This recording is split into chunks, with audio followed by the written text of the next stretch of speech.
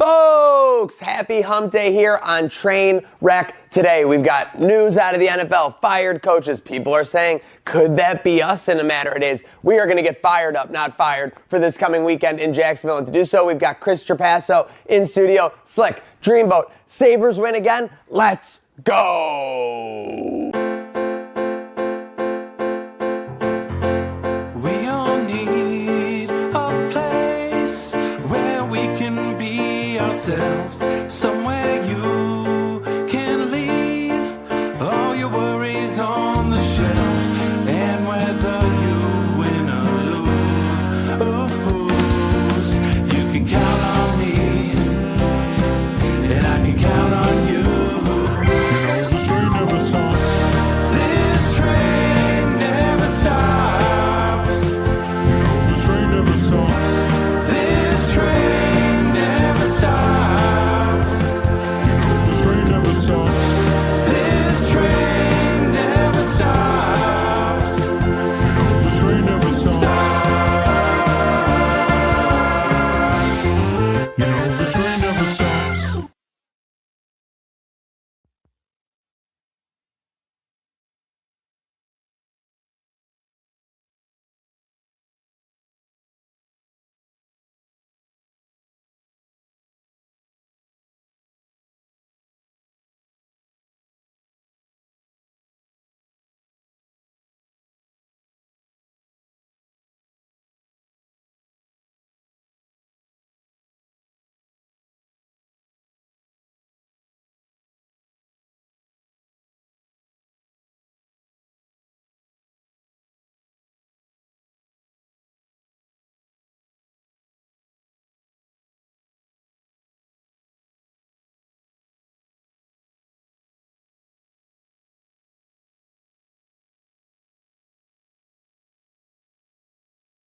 Doesn't look poorly upon John Harbaugh.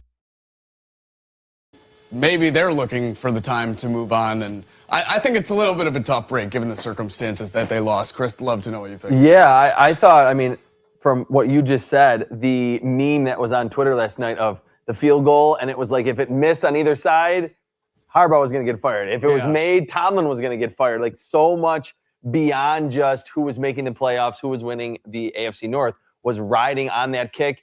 And it was a shocking news just because he had been the coach since 2007 and 18 years of him being that guy on the sidelines for a pretty perennially good contender in the AFC. A Super Bowl, and he had been there for obviously Joe Flacco all the way through. The world go round. He had Flacco, who was more than serviceable when he had a really good defense, and then he got Lamar, who evolved into a perennial playmaker, multi-time MVP. And again, with that multi-time MVP, it comes just like a little bit like there's going to be natural schisms that develop, right? Sure. When things don't go well, it's like working with a high-profile actor or anything that's high in any industry, right, Chris?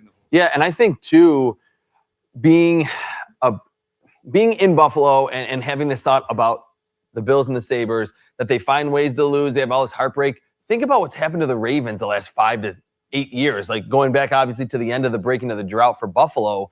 They've been on the wrong end, the Ravens, of some week 18, last minute, last second losses, which did really change the narrative from John Harbaugh and that organization, like I said, being a perennial contender, Super Bowl contender, to either like losing in the playoffs last year with Mark Andrews dropping the pass against the Bills. So many different moments where they've collapsed against the Bills in week 1. Like that has kind of become, or did become, the reputation of the John Harbaugh Ravens. Seriously, that was the down the stretch. That was there were a couple of leads by 10 points or something. Or like last year they had a couple too. Since like 21 of like 10 points or more in the fourth quarter where they lost, which you can't do with Lamar Jackson. You can't do when you have a weapon like that. For sure, I know Bills fans would not be saying if we had 10 plus more losses leading by 10 with Allen under the McDermott would be gone.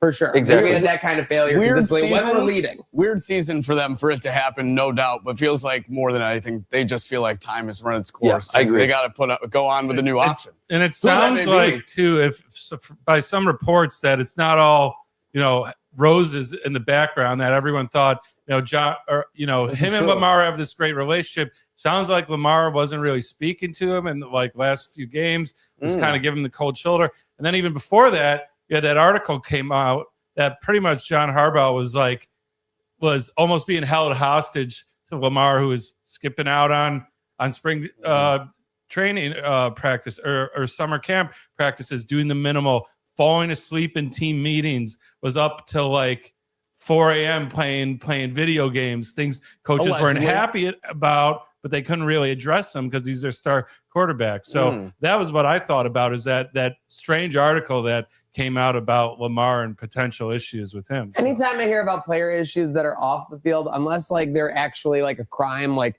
DK Metcalf, go eat all the Skittles you want. You know what I mean? Like as long as you did it on the bench as for long 20 as when years, you're in the facility, you do what you need to do. That stuff really doesn't bother me. But I get obviously why these stories come to surface. The Lamar stuff is all just very odd to me. You have those quotes from him about like how he was interacting with the kicker during the game. Did you see that the other day? Yeah, but he said so he's like, I talked to him bounds, and Lamar like ragged on him in the second quarter. Lamar literally said. Yeah, the best part was they're like, did you talk to him after he missed the kick? And he thought this was like a good thing to say. He's like, no, I didn't, but I did talk to him after he kicked it out of the bounds and was like, hey, get your head in the game. It's all like, it wasn't all like he was barking at him, but he definitely was like, hey, come on, we got to focus. We got to tighten up. He was in his head a little. Yeah. It was legitimately it's like what you don't do to a kicker. You said it perfectly, though. I think in that situation, Lamar was saying, no, I didn't harp on him there. I was just trying to give him criticism or like constructive criticism in the second quarter. He's a rookie. What it really came off as was when he needed comfort, I didn't give it to him. But when he fucked up in the second quarter, I kind of ragged on him a little bit. And then that was like a weird situation. I think we really take for granted. Again, it's weird to say, oh, everything's all hunky-dory when we have clearly 4 games we got to win ahead of us. How tight-lipped, how one Buffalo that locker room is. Like, you just don't see dissension like very often. You see it so rarely that I want to actually go to tomorrow real quick with you. Before we get into the rest of the fired coaches, people were saying McDermott might have been firing some shots at Bean with some of this. Like, people were saying that. I'm not saying anyone here said it. Nobody else been. I'm curious your thoughts there, because to me, that seems like Buffalo fans being so desperate for there to be anything. Whereas I think McDermott's just like, they got Jacoby Myers and they're playing better. Like, you know, like we have like our roster out is just telling it like it is, and people are kind of spinning that in another direction. I think what you just said, that it's just grasping at straws that aren't really there. Do I think that there wasn't any chance of it being a slight dig? No, the way that he said it, like, oh, it was at the deadline and there was reports that the Bills were interested in Jacoby Myers. But I think 95% of it was just the coach complimenting the opponent, which the Bills are historically in this era very good at doing. They're going to do it every single week. That's when I saw it. That was my initial reaction. Then later on Twitter, I saw a lot of people like, oh, it's a dig. They're fighting. That hasn't been there in the last 8 or 9 years. And I think they know, like, in my opinion, McBean are at the hip. Like, people say, like, oh, could Bean get fired? I think if one of them goes, it could very well be both of them. So I just don't think there's any dissension. I think they got to be lockstep. What I would say, too, is I kind of view them, they came up together in Carolina. I mean, kind of. And I kind of view them as, like, how, like, brothers can be, or, like, you two, where you guys can disagree on something. And it's not like after the show's over, you guys are hating each other. So, I mean, these are two individuals that have known each other, have worked together for over 10 years. Are they going to agree on every single draft pick or every single trade that does or doesn't happen? Probably not. But I think what's important is it's not icing them out and not talking to them, or it ruins their whole relationship. And I think that's important. Yes. Yeah. Totally. I totally agree that they've been joined at the hip, and like everything you just said came up together. They can work through decisions together. I don't know if I'm on the same. I think they very well could be out if one's out, both together, but I'm not sure if that's going to be the case. But I didn't take it as a dig at all. You said it perfectly. Actually, McDermott's like one of the best coaches in the league at being so complimentary to his opponents in the week leading up to that matchup. That it almost coach and organization speak. They're typically an 8 to 9 out of 10. McDermott is like the most coach speak coach in the league. So tight-lipped. I was going to say great PR speak as well, but there have been a couple folds in that paper in the past as we kind of know. For me, the idea that like one of the most tight-lipped guys that is never going to say anything to cause even like a slight tilt of problem. The idea that he's going to take shots at the GM the week of a playoff game, it's just ridiculous to me. It just doesn't make rational sense. The timing of all of this, like, really, like, again, just does not make any sense. What does make sense is the end of the year, we had some fired NFL coaches. Cowboys got rid of their defensive coordinator, Eberflus, former head coach. Commanders got rid of Kingsbury, but the head coaches, AFC North sickos, are back at it. John Harbaugh and Kevin Stefanski. Between these two, real quick, Chris, which surprised you more? Because I know Cleveland fans are already kind of like lamenting that Stefanski's going to go somewhere and do something. Stefanski probably surprised me more. I think you said it perfectly about John Harbaugh, that it kind of felt like, okay, you didn't get back to the playoffs even again. It kind of felt like the time has come. Stefanski now he hasn't won a ton of games, but he's gotten to the playoffs twice with the Cleveland Browns. Two-time coach of the year, which I forgot. Yeah, that's crazy. So that surprised me a little more, especially the fact that the rookie class was actually pretty good. And I mean, do I think that it was a total terrible decision for them to get rid of him? I mean, you can look at his resume, not a lot of wins and a lot of losses, but that surprised me more because when he's had a serviceable roster, Kevin Stefanski has proven that he can take the Cleveland Browns and even win a playoff game. Definitely. No, I agree with everything you just said there. I'm mostly shocked because, again, like I think the coach I don't know how you keep the GM that's responsible for the entire cap hell that they're in with the Deshaun Watson saga and everything. He's been there since 2020 and he's still there. Yeah. Like, I mean, that's ridiculous. The only theory that I have on that is that the Deshaun Watson thing was 100% the Haslams. And they went over the head of everyone and said, we're the owners, get this guy. And now, which they have come out, Jimmy and D. Haslam have come out and said, like, yeah, we messed that up, which usually owners don't say anything. So I think the only reason that Andrew Berry still has the job as the Browns GM is because he was like not a part of it. They put him in cap. They were like, we want this guy. We don't care. And we don't care about all the off-field stuff. And it blew up in their face. Stefanski would be a great ad if he doesn't. He's going to jump on with someone for sure. I think so. I mean, his track record, again, I think is good enough in Minnesota and in Cleveland. I agree. No, he's been solid. People are like, I don't even want to do this next bullet point. Is McDermott safe if we get exit first round? Can we just assume we're going 1-0? Can we focus on 1-0? It's a question no one wants to ask and no one wants to answer. Is if the alternative happens, we'll have plenty of time to talk about. Like I don't think he's in, barring a 35-0 loss. I don't think anything's happening to McDermott. I don't think so either. I think the thing that is worth discussing, or like the two different ways to look at it, there could be, I think, a decent argument if the Bills lose by 10 points on Sunday that maybe he should be fired because of Allen and all that.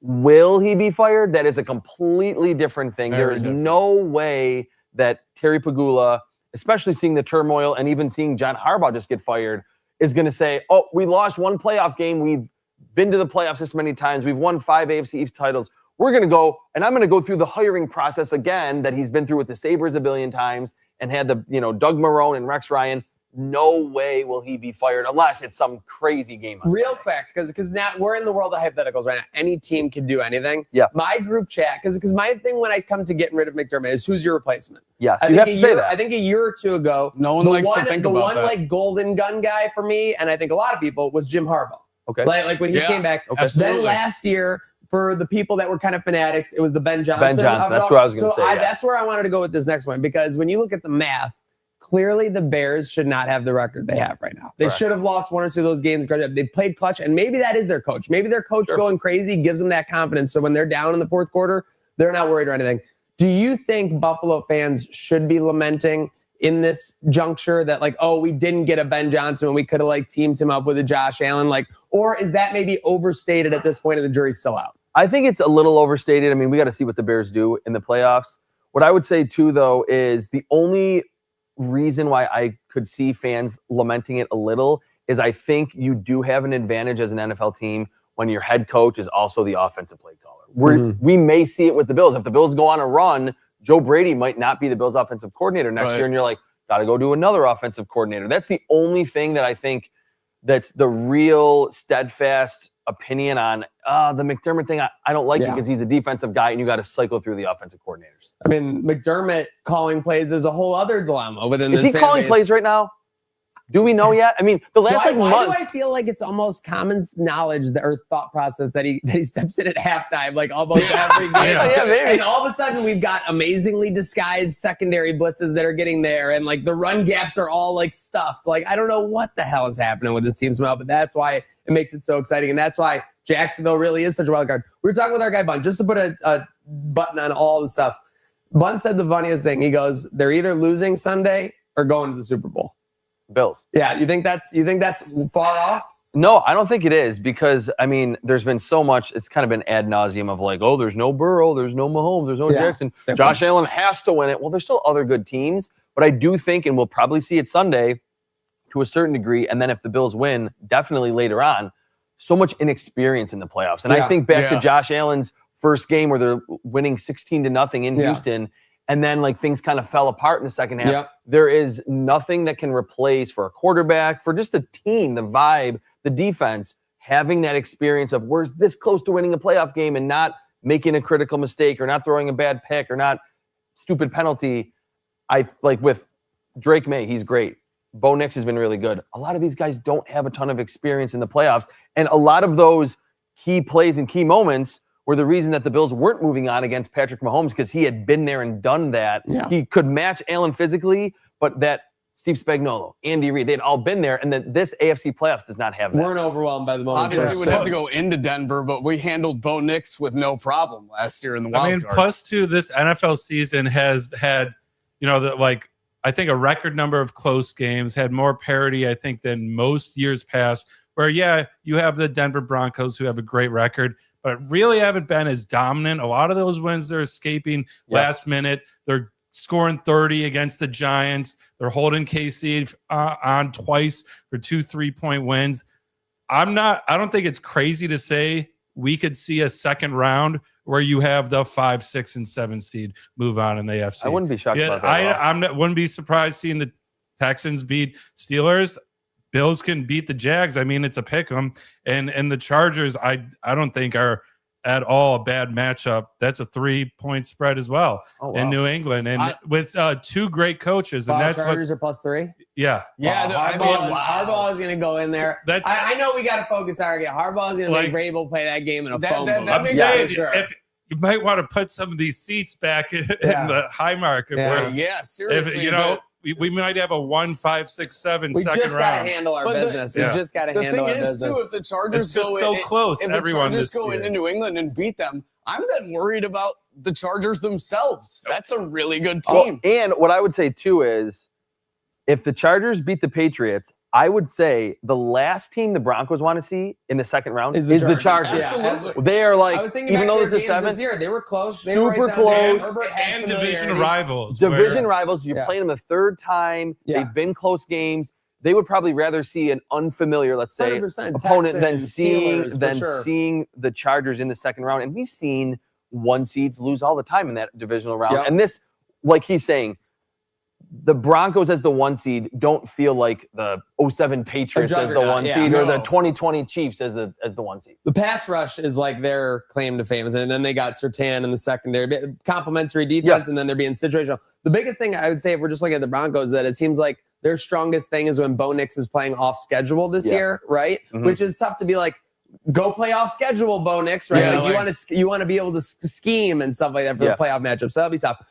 Speaking of winning on the road, obviously the Bills are going to have to do it at least once or twice, or at least twice in this playoff series. They haven't won a road playoff game since the drought ended.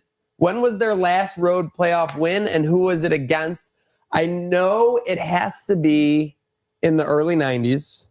Correct? Do you know this? Yeah. So I know it has to be in the early 90s. I saw this on the thing, but I didn't remember. Because I look, I'm used to this era that we're in with like 4 straight division titles. I forget that we're seeing it this year. A couple of those teams had like wild card bursts because Marino or whatever like won the division. They go to Miami to beat Marino. Well, they had one more recent than that. Was it Oakland? No. I'm gonna say it was a win over the Steelers in Pittsburgh. That's correct. Here we go. Now what year? Do we got the year? 93? 92. Okay. 92. So we have played a number. We played and so before the drought, we played in 99 Tennessee. We all remember that game. Yeah. And then 98 Dolphins. 95. I was crying in a bowling alley. 95 lost to the Steelers inside the 10. And then 93, we were, AFC 1 seed. So we marched to our last Super Bowl in 4 years.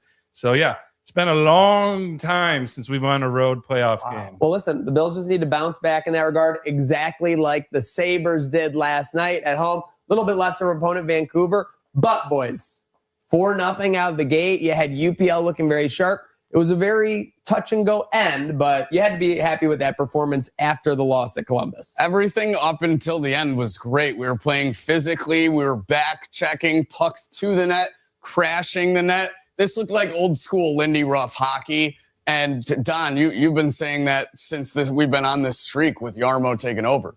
Yeah, well, it's been a good mix. I said this team is kind of like a midpoint between late 90s, early 2000s, and the Drury Briere 05, 06, 07 years, where we have talent. Maybe we're not as talented depth-wise, but we also have that grit. We have a fourth line that's very gritty, can get it done in the corners and score like they did last night again. We're scoring shorthanded like we did last night again. And we got guys, even our goal scorers, blocking shots. It used to be just Jay McKee and Teppo Newman back there blocking shots. And Drury would put his body on the line, but, a lot of our goal scorers were, Afenaganoff wasn't going out there blocking shots. Now we got Tage throwing his body out, Tuck throwing his body out. I love it. I mean, it's a perfect mix of talent and heart we got going. Aggressive defensive play from a bunch of the forwards. I mean, our penalty kill was so aggressive. That's how we got that 2-on-1 on the penalty kill, scoring on that opportunity. Did come to bite us at one point where Power was kind of like toying between the top defenseman, down low offenseman. That drove me fucking whether nuts. That's just Owen Power or not, he was getting a little too cheeky. You know what? It's the classic sports play. It doesn't matter whether it's football. In that case, it was hockey, where you're torn between doing 2 things and you don't do one thing. Yeah. And that was really what happened. So then he walked all the way in and he still had the eye. So it was just, I get what Owen Power's doing, but it almost looked like his like player froze, and he was like lagging. No, but agreed. I it think was a nitpick, but that's something that's got to get better. so Owen Power has a couple things in that regard that definitely need to get better. But the offense and Everybody's playing defense. so strong. Everybody's Yeah, playing good. The passing last night, I don't know if I'm like delusional or something. The best passing I've seen from the Sabres Oh my God, in 10 guys, to 20 years. defensemen joining the rush. I know Owen Power's already good at that. That's the one thing I praise him for. But Bowen Byram coming down on that odd man rush, finding McLeod on the weak side, eyes in the back of his head. They were asking him in the postgame how he even found it. He's like, I don't know. I just saw him breaking down the backside. It's like, that's just a hockey play right there. I mean, are the Sabres out of the rut a little bit? Now, the only problem is that nobody in the Eastern Conference is losing. That's the thing. So even after we take one down, we're in a wild card spot and go back to the winning way, that we're still one out of the wild card spot behind Pittsburgh, jumping Florida too. So it's like, even when we're jumping such a good team, top of the East, we're still one out of the wild card. People are expecting Florida to make a run and this too. this is halfway through the season. So it's who's going to fall once the race starts approaching the finish line in terms of the East wild card race. We just got to keep getting 2 points out of these games, whether it's in regulation or not. What's interesting to me, though, is that the East, even though, like Zach just said, that the East keeps winning, the East, there's not like 4 super teams. It's very, even from the top of the conference to the bottom of the conference is not this huge dichotomy of 30 points. We're still crazy. only 6 out from first in the East. Yeah, The West, you have Colorado and Dallas who are just up there ahead of the pack. Yep. But anyone could just make a run at any Apparently, point. Colorado hasn't lost in regulation to a Western Conference team all year, and they've lost to 4 Eastern Conference teams this year. That's kind of backwards. Insane. Absolutely insane. It's crazy. So again, the standing situation, because we looked at it 10 games ago, right, Don? And we said with 50 games to go, they were 10 points out of first in the Atlantic. That was our thing. So we got plenty of time. That was our thinking. With 50 games to go. Now, with 41 games to go, they're 7 points out of first place in the Atlantic, but the catch here is that first place in the Atlantic is also first place in the Eastern Conference. Yeah. So there's 7 points out of first place in the Eastern Conference with 40 games to go. Now again, here's the flip side of every situation. They're also 5 points ahead of last. That's what I mean. It's so tight in the East. So literally, if they drop an 0-3-1 skid here, they could be in a lot of trouble. Again, this was the worst tweet. This was almost misery because it said it. 5 games ago, the Sabres were 2 points out of a wild card. They went 4-1-0, and now they're 1 point out of a wild card. Yeah, exactly. That's you're not making much progress, even with a 4 win. East just does not stop winning. Is it crazy? Is it crazy to be aiming for that 3rd spot in the Atlantic instead of the wild card? No, absolutely not. Okay, that's kind of where I'm at. At this point, you're what you just got to keep look at. winning. You got to look at the fact that no other team in the East has won more than 7 games, except for the Tampa Bay Lightning in their last 10. They're the only team that's won 7 or more. The Sabres have won 9. They're playing as good as anybody. They're 7 points out. Absolutely a spot. And a lot of people think the Red Wings are going to drop out based on the numbers games, right? Yeah, I mean, if you look at matchups too, the teams that are up there, we have yet to play Tampa, I believe. Or we might have played them once and won. Detroit, we've beat 2 out of 3 times. We'll see them again in March. Montreal, we've struggled with, and Carolina, we've struggled with. Islanders, we've beat when we've played them. Philly, we've split with. So Islanders that's the top 6 with a teams right there. Win over So the Islanders, Devils 9-0, they got last outshot 2-1. Unbelievable. night. Yeah. So, yeah, I mean, this too. You talked about Penguins jumped us. Penguins jumped us by 1 point. We have 2 more wins. Now, this brings back a very sensitive topic of mine that I've had for years, that I have major beef with the point system. That's brutal. Yes. We need to be using the 3-2-1 system, because you go into a game, it's like, hey, guys, we got 2 points up for grabs.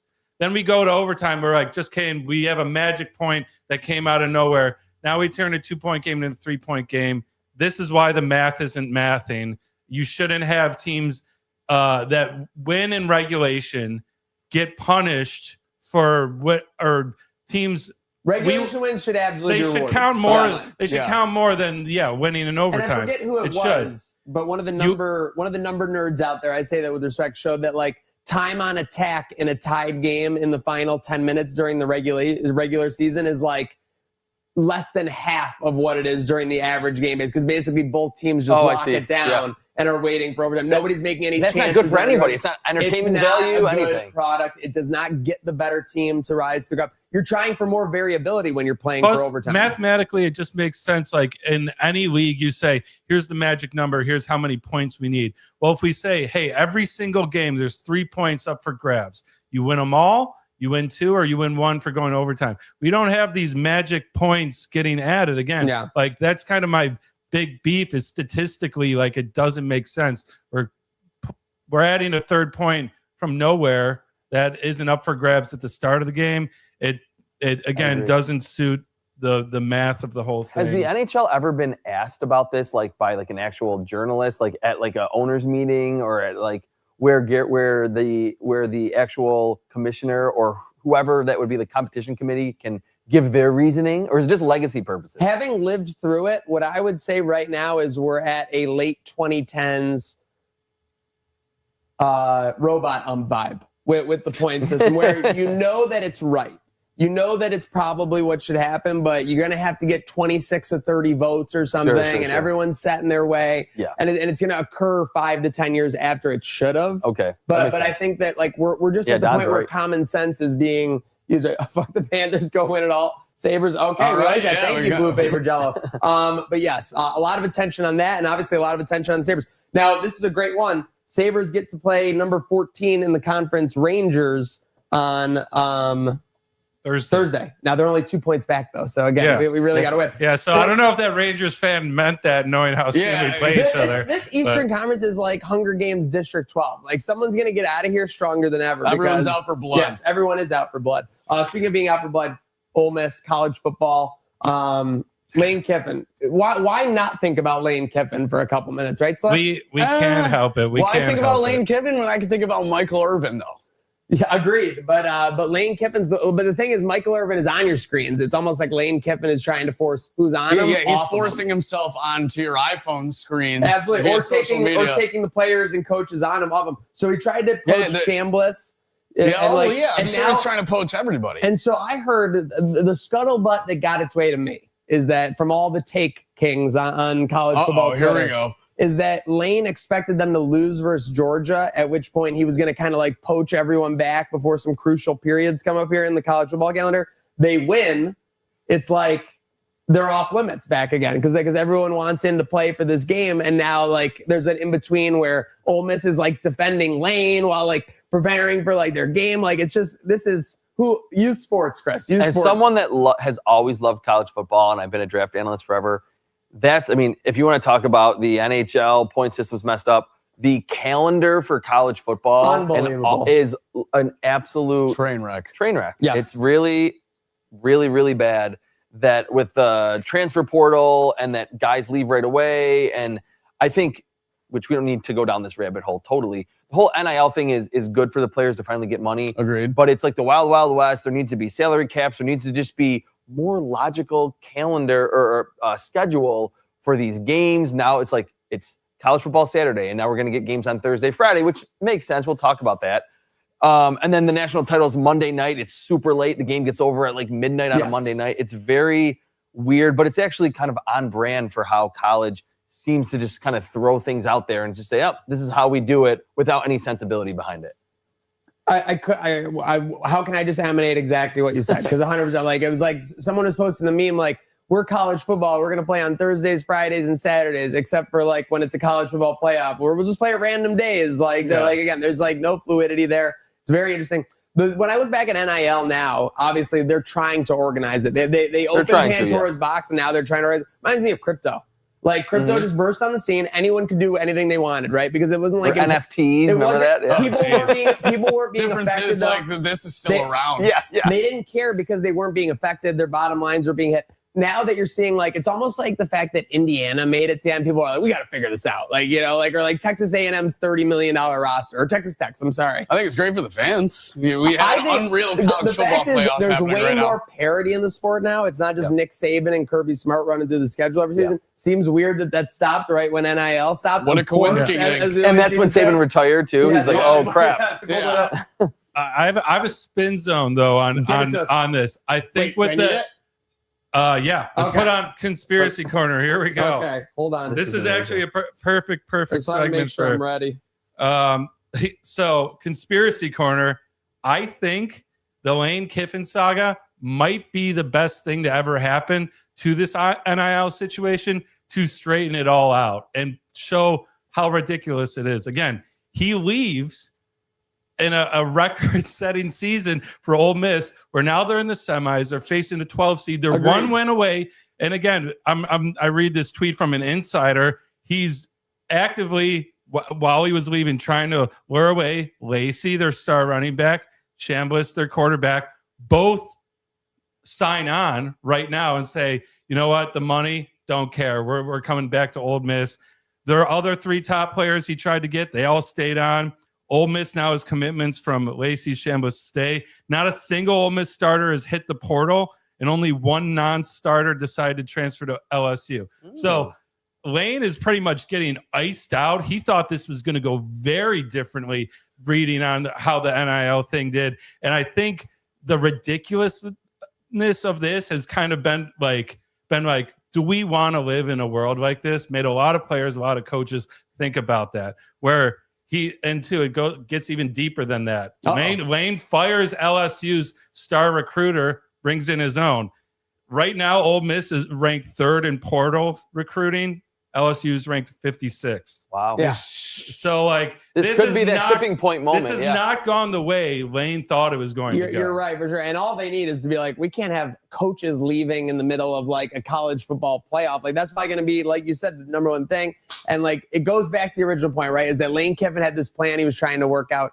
If you're a transfer who is like told, oh yeah, come to LSU, we got this figured out, and now you see his plan kind of falling apart in real time, doesn't really make you feel very secure as someone who's literally lifting up your life and going to play for this guy, maybe in a different region, maybe in a completely different setting. So, but speaking of which, Ole Miss already has number 4 D-line in the country committed, another DB from Florida, a Baylor linebacker. So they're not going to LSU, Yeah, all these, there's a list of like 6 names, all like top 50, top 100 players that are all signing on to Ole Miss, and LSU's got like hardly anything to show for it.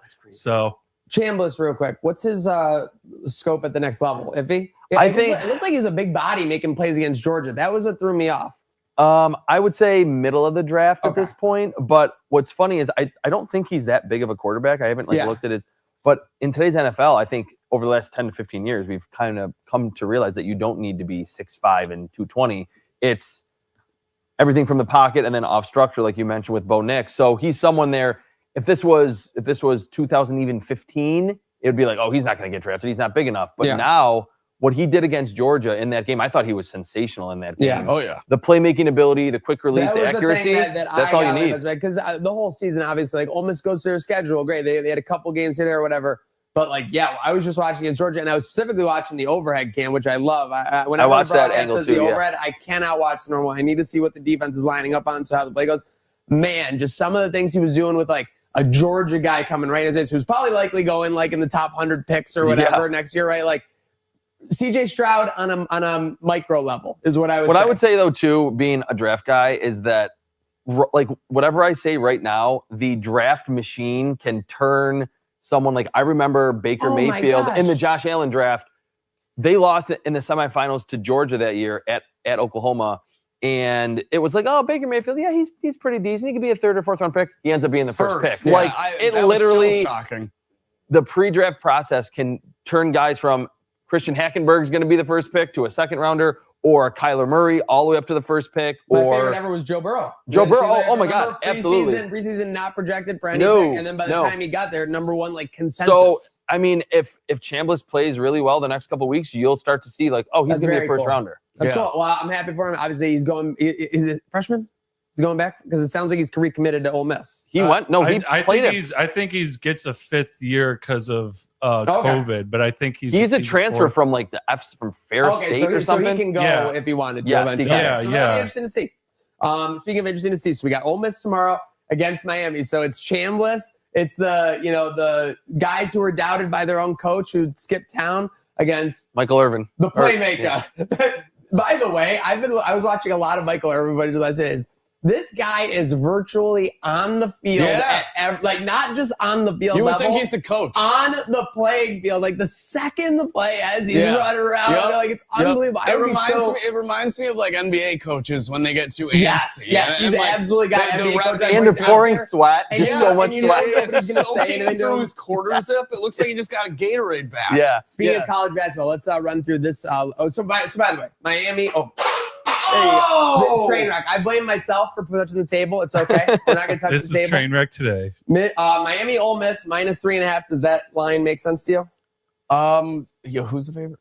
Miami. No, it doesn't number make 12 sense. It doesn't make sense to me, really. Miami. I guess what they did to Alabama is just like giving it this, but I don't know the scoring. Ole Miss is a really good team. It kind of scares me. I don't know. This line doesn't make a lot of sense. Miami's defensive line, that Ruben Bain is going to be a top 10 to 5 pick probably. What I would say is that Chambliss can really move around, and like he was making Georgia defenders miss inside and outside the pocket. So that could maybe be why that game is a little bit tighter. Vegas will often be very stubborn. Like when a good team or when an upset moves on, they'll still just put them as a bigger upset. Miami kind of bent Vegas to their will here. Yeah. Like just so many run-out good games that you're like undeniable. Like, they're the favorites now. Like, so very Vegas cool almost to see them hedging on themselves. We've got Oregon, Indiana on Friday. We'll get more onto that on Friday's show, but so a lot going in the college sphere. Speaking of which, we got UB 13-2, second in the MAC. Great start. It's reinvigorating to have the Sabres and UB playing well again. It just adds on to the sports buzz around this town, which is obviously a large part of the culture. Free tag and co dominating. We got UB women's hoops. They're crawling and they're learning to walk right now. And that's what I'm saying. We got Kristen Sharkey in her first year. They're doing a lot of things better already. So let's see how they go through conference play. And you never know. Maybe you'll make your way up to a 6 to 8 seed, make some noise in Cleveland, Ohio. But on a national scope, the Auburn game, I didn't even see this. What happened? All right. So down 2.6 on the clock. They get an inbound. They need 3 points to win. Get a quick inbound. As soon as the guy catches it, like one hand barely gets it off. It's one of those where even in slow-mo, it's like almost impossible to tell. Is it still on his fingertips? Did the buzzer go? You see the light on the basketball hoop behind. It could have been either way. I think it was too late. It didn't go in, but he makes an incredible shot. Now this is at home, so fans are going crazy. They think this is a huge win for them, and we know how SEC fans can get. Refs say, no good. Students go crazy, start throwing shit on the field on the court at refs. Got a little ugly. You even got Texas A&M's coach. He's trying to give a post-game recap for the press.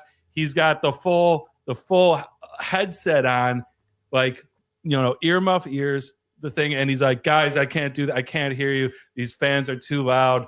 And that was after the game. They were hooting and hollering. So, yeah, college basketball heating up at the right time. I'm starting to pay attention. This is right when I start to pay attention when NFL playoffs start, because we got to gear up for March Madness. So Auburn fans have a knack of celebrating early. Remember that guy at the Final Four who poured the drink on his head and like the buzzer beater didn't even count? Yeah. That was unbelievable. Yeah. So then you had to be in the beer the rest Speaking of the of day. heating up at the right time, our Audrey Crooks, 35 points recently over a win over Houston, but I think it was last night, falling to Baylor, 72-70. She puts up 26 for sure.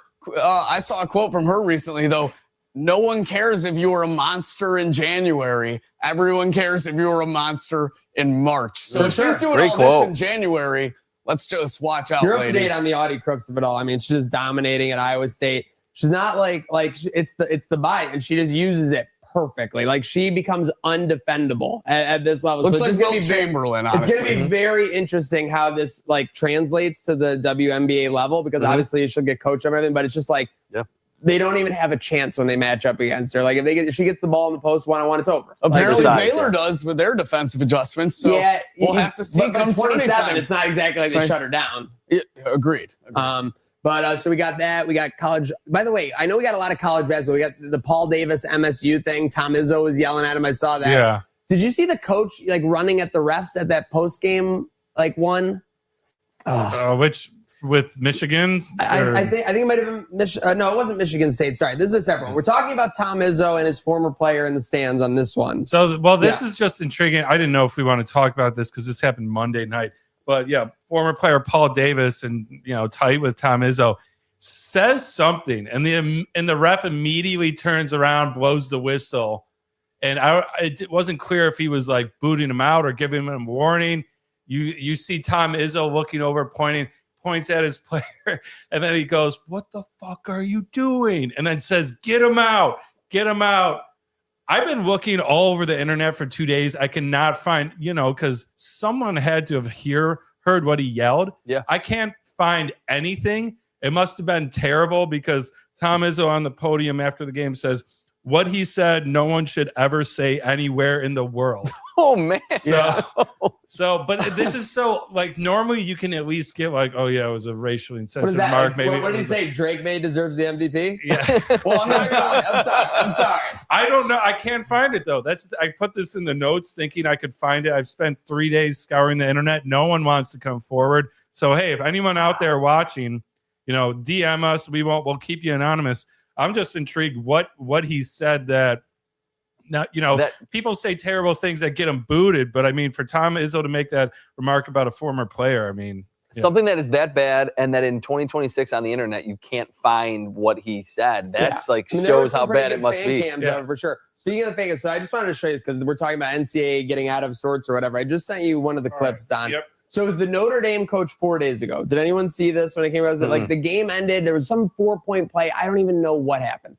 I've never seen a coach go after ran at them. Full bar fight. I'm charging at you like situation. And the players and coaches are all holding him back.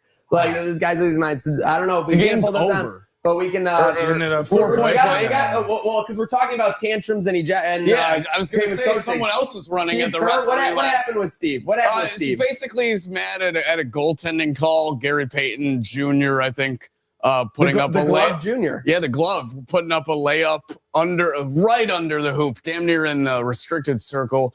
Gets blocked. Could have hit the glass before. Wasn't even reviewed, wasn't even replayed, maybe replayed once to the point where the commentators didn't even have a good angle on it. And Steve Kerr, before the next play is even over at the other end of the court, is just on the court. I was saying how Michael Irvin does at the Miami games. He's on the court, letting it be known to this ref. Ref wasn't having any of it. Steve Kerr gets the boot, walks off pretty on his own accord, while still letting the ref hear it, as any NBA coach does. I feel like he gets a pretty long leash normally. So Steve Kerr does, and it usually does take a lot for him to get quite ticked off to that capacity, especially just with a basketball call. I don't know. I've seen that's one of my favorite dynamics in sports, though, is when a classy person gets really upset versus the person who's complaining every time. They're like, you know what, though, we got to give that person a little leeway, though, because they don't typically do this. Exactly. It's like that's a great. It's better when the ref wants to come over. You guys tell me on a scale of 1 to 10. I mean, this was unbelievable. There's the coach. Oh, that looks like Daniel Cormier. Full sprint. Like so much momentum that he almost ends up in the fan section here. They're doing the zone defense. I love it. They're doing the zone on the baseline. So it's funny. I saw that clip of where they're like foul for the 3-pointer. That's a classic move. Up 3, so they have to shoot 2 free throws, and you just trade them back. And then he made the 3. Yeah. I did not see the angle where the coach was going nuts. It is so funny when the ref gives the coaches leeway, like, Steve, this isn't like you, dude. Yeah, Steve, this ain't you, Steve. Yeah. Can I spin what he said about the Steve Kerr play to a question and to football? Have you guys investigated, or have you guys talked about how and why and when the NFL uses the expedited replay review just randomly in games? There was one in the Bills-Jets game. No one cared because it was like an exhibition game, basically. There have been some key moments in this Bills season and NFL season where the Patriots game where we ended up coming back 21-0. I want to say the expedited replay was 3-0 in favor of the Patriots. Do we know how and why and when? We should have had one. It was like, line up, boys. We're snapping this. We're running this clock. I'm almost at a point where the coach should get an expedited replay or two. Not a challenge. I'm just saying to say I want an Like a expedited free review. I want one. that, Right now, review I it. want that looked at for 15 seconds. Yeah, you don't even That's get, all I say. you don't And if even you get can't find anything in penalized. that 15 seconds, then you can move on. And I was in the stands on Sunday for Bills Jets. I forgot what play it was because all the plays just kind of blurred emotional. together. Yeah, Yeah, it was yeah, blurred. yeah, yeah. Give up forever to touch you. Yeah, getting some Goo Goo Dolls at the Oh, end was Jesus. great. That I said to the guy that sits next to me, I was like, I wonder if this is going to be expedited reviewed or not. And then we waited 5 seconds. They're like, yeah, it was overturned. That was a catch. And I was like, how do they decide that? Yeah. It seems very sketchy with the NFL, and you can't really Never get forget anything that the past Bills us. gave birth to expedited review, even though the NFL would never admit it on that Texans wild card playoff game when the man in black came out of nowhere for the first time in history. That's actually All I'm saying, like, perfect that segue. was literally the first. You'd never seen it before. Never. And by the way, Never seen it By since. the way, they realized we need to take the man in black out of that. We need to just whistle right down to them. Like, that's what we need to do. So they fixed the operation. And you've never seen it since. 100%. What play was that on? The guy caught Kickoff. in the end zone, and he did this, which doesn't signal anything. Yeah. This does not signal anything. Yeah, in the yeah, NFL. yeah. This is just what you do to tell your team who's running back that they don't need to turn around and block, so Right. don't hurt yourself. Drop the ball. He caught the ball and just threw it right to the ref. And Bills recovered it in Now, the if end they zone. had a, Yes, that's Hoyer- right. Yeah, and like again, if they had a Houston Texan on the other side of the end zone, that could have been a lateral play. For Like sure. that absolutely should have Yeah. been a live ball. A common sense ruling was made, Oh, and a common sense ruling is never made. yeah. But you tell me, whatever. So I think anyways, if the ref he threw it to made the call, he gave himself up. That was one thing they didn't. He The didn't. call on the that field ref- was that a ref fumble. didn't- It was a shadow route. that ref wanted it live as hell. He's like, Because- he's like, whoa, Yeah, like, he when did- threw the ball, it was a it shit- was gonna say, awesome. he didn't catch It was awesome. And Because then they go, we've seen a guy dive for a catch and thought like he was touched by someone. They zoom in and they didn't. But then the ref decides he stood up, wasn't making a football move. That's Sure, that's giving different. yourself That's different. The up. legendary thing but- on the broadcast yeah. was they shot it back to Joe Tessero. He's like, let's go to Lisa Salters. And right when they went to Lisa Salters, you could hear a sound vacuum like suck out of the Houston Stadium because like it was just the Bills fans like hipping and hollering like touchdown. And she turns around and she's like, I don't know. Joe Tesero's like, hold on here. Like, And then they were like, oh, there's always a ref in the Yes. end zone wearing all black that's just to enforce these common sense rules. you know, I'm like, NFL what? PR was on Yeah, the phone. what NFL was PR that? on the phone, man, saying, listen, we need to control this, get that messaging out for sure. Weird. Speaking of control, Slick, Netflix Raw, something that was very much in control, a lot of hype around. I wrote that it kind of fell flat. I thought that we got just as good a show on SmackDown, truthfully. I thought the SmackDown show was better, I think. Bang, that's all I Yeah. wanted to make sure. But you do have the new tag team champions in Rio and Io and Rhea, I'm sorry, which is pretty cool. Saw them on Monday, quick turnaround for them, getting gold there. So, and then our guy Phil retaining. Our guy against Phil Davis, I Von honestly Breakker. thought he was going to lose when Breaker was running back and forth real quick. He got the knee up. I did think the Vision was going to somehow propel their way to putting that strap on Breaker, but didn't happen. Where do you think he's going to drop that? And to who? Mania, someone. Rumble, maybe? I have no idea. I don't We'll either. see. We'll see. It's a tough You're not road. into the wrestling world, right? I know we always. It ended with try and get your me. Yeah, dad, no, but it ended for you're me a like Macho Man Savage guy. yeah, Macho Man, Shawn Michaels, NWO. That was the end of it. Well, for me. Shawn Michaels, the GM of NXT now. It's great. Oh, he is? I didn't know that. he's- Okay. They kind of look at it like he's like the coach down in the AAA system, like Gotcha, making sure that gotcha. everyone's got the showstopper. You got the mentality. generational talent taking the triple B to Tulsa tonight, too. Absolutely. I can't wait to see some AEW. Super excited seeing what victory they have planned there. But victory is all that's on our mind as we wind down here on Trainwreck today. Let's get into it and let's see what exactly you would buy or sell from Buffalo this weekend when it comes to a victory, thanks to our friends at Victory Smokes. Okay, so with that said, buy or sell. So here's what we're going to do. I'm going to give you a stat line or a situation that we could apply to this Sunday's game. If you think that would guarantee a Buffalo football Bills win, you are buying it. If you're selling it, you think they need more to get it done. Everyone know how to play? Okay, yeah, I think so. Okay, first up, Josh Allen. In the wild card games, he does average in his career about 320 to 340 yards of offense and 2.5 touchdowns. Wow. Would you take 280 yards of offense with no turnovers from Josh Allen? Would that be enough for you to buy into a win, Slick? Selling. Selling, you need more. You need a little bit more. I love the no turnovers. The 280 worries me. especially when you consider that it's going to be a tight game and the over-under is 52 points. I think 280, you lose that shootout battle. I'm going to go against that. I'm going to say bye because I think the Bills' run game is going to be a big That would be a big thing emphasis where they may not, I mean, still 280 yards of total offense from your quarterback's not a bad day, but relative to what Josh Allen normally does, would be a little bit less. I think it's a big game for James Cook, maybe even more Ray Davis and Ty Johnson this week. Very much, yeah. So they did not practice for Ty Johnson today, but we saw he DNP'd. He did promote the free agency, so he's good. Yeah. Don, you buying yourself 280. Yeah, I'm going to buy for the same reasons. I mean, 280 from Josh Allen passing and on the ground, him alone. James Cook, he gives us 80, which hasn't been a tough number for him at all. I think has us right where we want to be, has us controlling the game, and I'm going to put my faith in the second half McDermott's defense. I like that. I am going to kind of go off your take, Chris, that if we have 280 yards of offense out of Allen and he has no turnovers and we lose, something was mismanaged along the line. Like something went awry or a disaster because we should have been using Josh more then. Like would be my take. Good If point. we had no turnovers and 280 yards, we lost. So we will, 3 of us buying, 1 of us selling here on our segment. So the next one up, Buffalo scores 25 points. Let's go reverse on this one.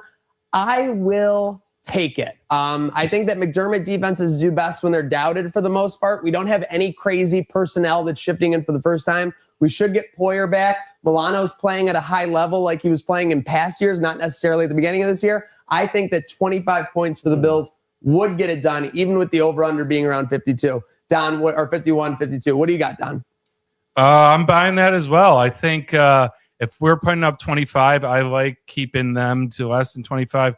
I think our defensive front can get to Trevor Lawrence. And, he's a big guy. He's got big strides. He's not necessarily that speedy. I think we contain him, get to him. And, yeah, I'm buying that full stop. All right, I've been going back and forth in my head here. I was first going to say sell, but I'm actually going to say buy. Take note of the Jaguars left tackle, Cole Van Lanen, who just signed an extension like last week. He got hurt in Week 18's game. He hurt his knee. I don't know the severity. I didn't look into it. If he can't play, what Don just said about the Bills' pass rush being able, and maybe with some blitzes, but with a healthy Joey Bosa, probably the healthiest he's been since his injury because he didn't play last week, getting after Trevor Lawrence. So I'm going to buy it, but it'll be maybe a little bit lower scoring under that 51 or 52 point spread. Or over-under, sorry. Yep. I'm going to be the anti-guy. I'm going to sell yet again. The over-unders got me. You're needy. You need a lot from these Buffalo football players. You know me. Okay. As well as against all the good teams this year, it seems like we've needed 30 or more to win these tight games. I think we need 27 at least against this Jags team. I'm going to sell. Okay. So another 3 buys and 1 sell? Yeah. Okay. Going on our next one. Buffalo going into half down 3. I thought this was a good one because I think we can all agree Buffalo's been a very strong second half team this year. My take on this one is I am going to actually sell. I wouldn't be worried, and I would feel definitely very decent. Would I think victory is assured? No, we would still have a lot of stuff to do in that second half to make it. If we're down 3 at half, I'd feel okay. I wouldn't be panicking, but I wouldn't feel 100% confident we were going to win, so I'll sell that. Select down 3 at half. What do you got? It feels silly to say that I know victory could be assured, even though I had victory assured when we were coming back from behind against the Patriots. I am going to sell, though, just because this is a wild card playoff game. That you can't assure victory down 3 again. We only scored 3 points against the Jags in the wild card round the first time around, or was it 6? No, it's 3. 3. Hence my point. You can't count on anything just scoring 3 points, selling that. All right, I'm going to buy it. And we talked about it off air, which I know you said you can't buy this, but I'm going to do it because I think we talked off air of like, who's calling the plays on defense, and is just Sean McDermott taking the headset or whatever you want to call it in the second half because they blitz more. The blitzes seemingly get home more. The coverage looks more disguised. So I think after what the Bills have been through this season of these big halftime deficits where they look like not a playoff team, and then in the second half they look like the best defense in the NFL, if on the road against a team that's won 8 in a row, which we can get into the value of those wins or the competition that the Jaguars have faced too in those wins, only down 3, I think would actually be a win relative to what we've seen the Bills do a lot of the times in the first half compared to the second half of the season. All right. So two sells and a buy. Don, where are we going to land on this one? Down 3 at half. Yeah, I'm gonna buy it too. Again, for all the same reasons he said. I mean, look at the playoff teams right now. Patriots, second half in the comeback game, hold them to 1 touchdown. That was a 70-yard rip that should have never happened.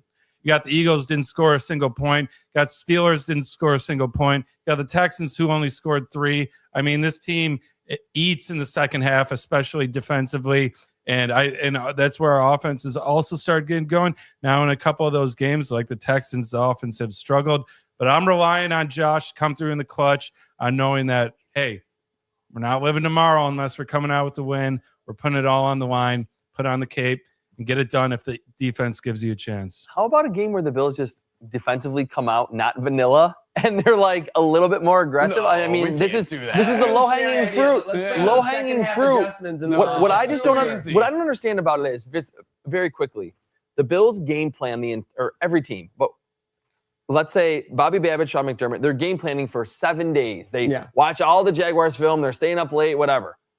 They can make better adjustments in 12 minutes during halftime than they can in 7 days. That's just like baffling to me, where you do see the aggression turned up in the second half, and it works wonders for this defense. So to see them come out at the kickoff and play with their hair on fire like they do in the second half would go a long way to not having one of those heart attack games for the Bills in the playoffs. Yeah. I mean, it's frustrated fans all season long how it seems like we've almost kind of wait to see their serve for a little bit in tennis. Yeah. And then we wait till it's 4-4 in the first set to like try and do stuff. Yeah, let's be aggressive out the gate for certain and see how. I would love to see how that goes. Speaking of being aggressive, let's go down to one more for buy or sell here. And this one is an interesting one. Khalil Shakir, 85 yards and a touchdown in this game. Would that get you over the win meter for the Buffalo Bills, Slick? I think this would be probably Khalil's season high in at least a couple weeks, or at least like a couple months. Yeah, it's been a while. I'm going to buy for the first time in all these segments. Surprisingly, I didn't want to, but this tells me that Khalil has one of his breakout 50-yard runs on the screen, which is that touchdown, and then an additional 30 yards. You just give me like another 20 from Kincaid, maybe 15 and a touchdown from Knox, and then who knows, maybe 2 rushing from Cook. I think that all adds up to a dominant victory from the 100%. So I'm going to buy on that front. 100% agree. I'm going to buy that too.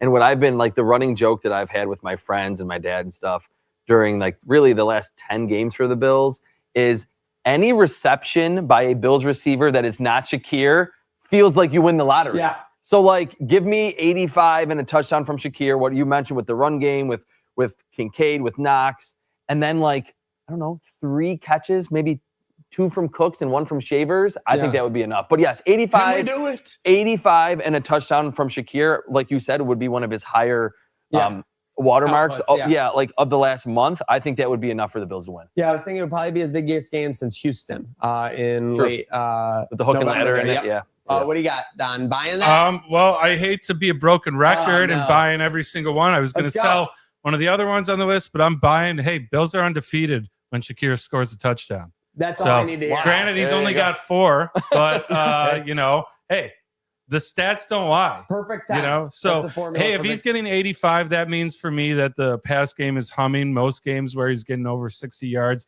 that means that Josh is doing well. The game's humming. So I'm going to take that with the assumption that the passing game is getting off, because I think that's what we like. I have trust that the run game will be there. You know, especially against the Jaguars. I know they have a great defense, but I have trust that our run game is going to be there. So really the emphasis on get the pass game going.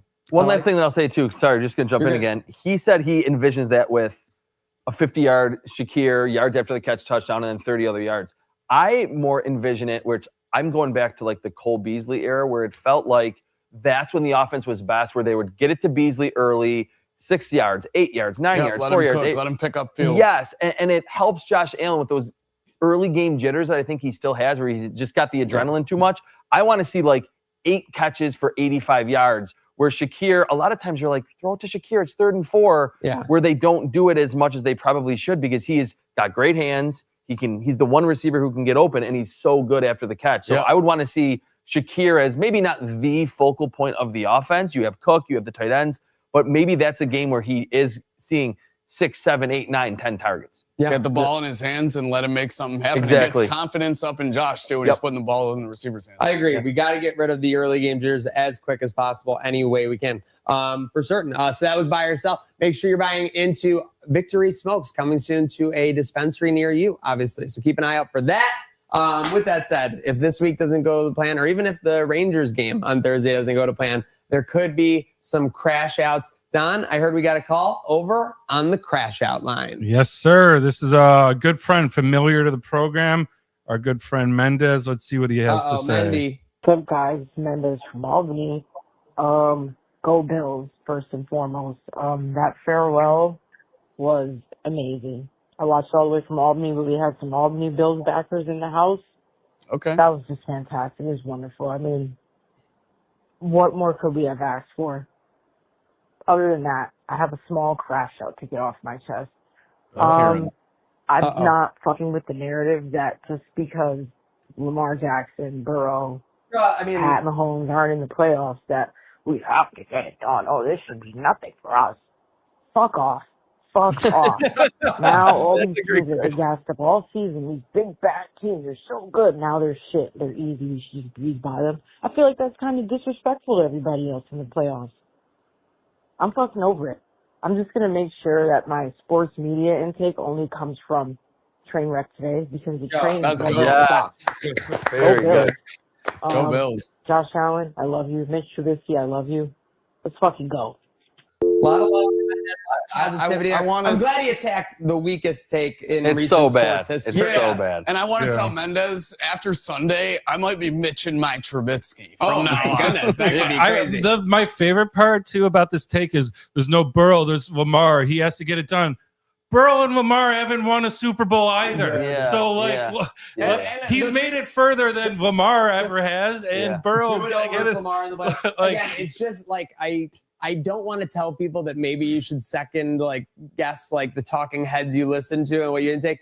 I cannot stress, Chris, that this is literally the lowest hanging fruit take that take no brain to think about because you clearly haven't thought about it when you put it out there. Yeah, it's so bad because, again, a lot of the teams that are in the playoffs beat They the got there. Chiefs Guess how they and got beat there, the buddies? Ravens and beat the Bengals. So it's not as though some weird catastrophic events happen for those three other teams and they just It wasn't magic. unfairly. Yeah, exactly. So there are still very good teams, good players in the playoffs. The one thing I will say that I said earlier, the lack of playoff experience, Yes. I do think is maybe where part of that take was born from, but it is a very silly take. The It's lack of it's not playoff good. experience is definitely the only thing really deriving that take. But when you look at it on paper, not only is there good teams, there's the leading MVP candidate. Exactly. Oh my God, yeah. Seed in the AFC Yep. that you have to go through potentially. Yeah, I know, leading MVP. Still, I think that belongs. What in the NFC. I think with the Jaguars and with the Patriots, I mean, not that it will entrench any of these takes,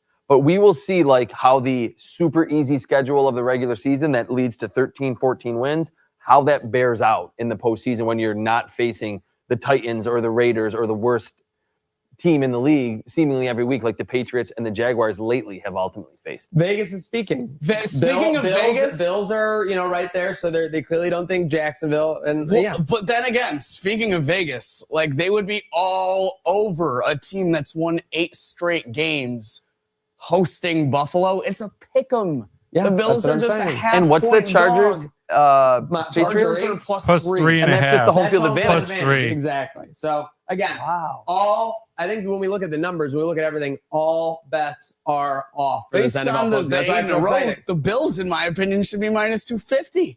Okay, now you're it's a little- They're due for a loss. Folks, 8 make in a sure row. you are checking out the Trainwreck Sports account for all of our amazing merch. We'll probably be rolling out some more as well as things go on. Very excited about that. Don't forget the misses over on TikTok. Are we still booming? Etsy. Sorry, Etsy. ETSY. Make sure you're helping out the Mrs. CT over there. Rest of the week, Chris, you got anything going on? We're doing a Seneca 1 rally tomorrow, and then we'll be at Herbal IQ 4 to 5 with Sal Capaccio.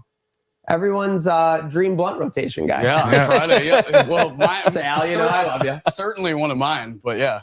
No, I mean, I'm just gearing up for this sports extravaganza Yep. that we got going on with the Sabres, college football playoff. wild card weekend. It's going to be fun watching Saturday, just getting to watch those 2 NFC games. A little relaxed. Like, Yeah. I remember, I could still remember being at Jacksonville Landing in 2018, January, and it was just ecstasy that you were there and ecstasy that you were in. You were It did feel like we're happy to be watching here. other, teams, and you're like, wow, we're in this. Like, we're in this thing they're We're part playing of in this right now. thing. Like, I'll never forget, it was Julio Jones tearing up the newbie Sean McVay Rams. Wow, what a in that sign of the matchup. times. Oh Yeah, my gosh. times that it.